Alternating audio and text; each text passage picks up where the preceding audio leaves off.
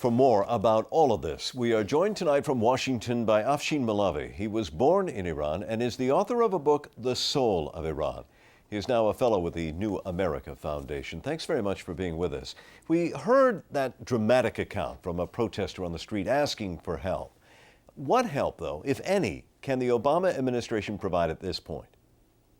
You know, it's a very difficult question, Martin, because on the one hand, I think the Obama administration has been right to condemn the human rights abuses. And I think the language that President Obama used yesterday, appalled, shocked, outraged, those are very strong diplomatic terms. On the other hand, the Obama administration ought not to get involved in the internal political struggle between the two factions playing this out. So the Obama administration needs to express solidarity with the Iranian people and needs to be nimble as well. And if we continue to see this kind of killing, this kind of suffering, then the Obama administration may have to actually step it up a little bit. What about other countries joining this effort? European countries, Arab countries perhaps? Do they have a role to play in trying to end the conflict?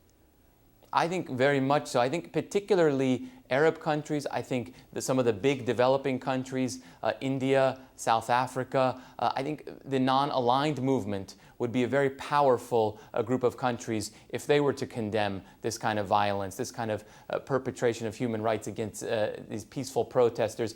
You know, Martin, Ayatollah Khamenei, the supreme leader, easily dismisses the West. He easily dismisses the United States. It's not so easy to dismiss countries from the developing world. But you know, that's a bit of a pipe dream because in the past they have not shown a willingness to speak out against this sort of thing. I understand that you see some parallels between the protests now and the protests of the late 70s that led to the Shah being ousted. Well, I think, you know, one of the important historical lessons to remember from the uprising that led to the overthrow of the Shah was actually how long it took. You know, we began to see protests in Iran at that period in late 1977, and the Shah left Iran in early 1979. So it is important to remember that this is a marathon, it's not a sprint.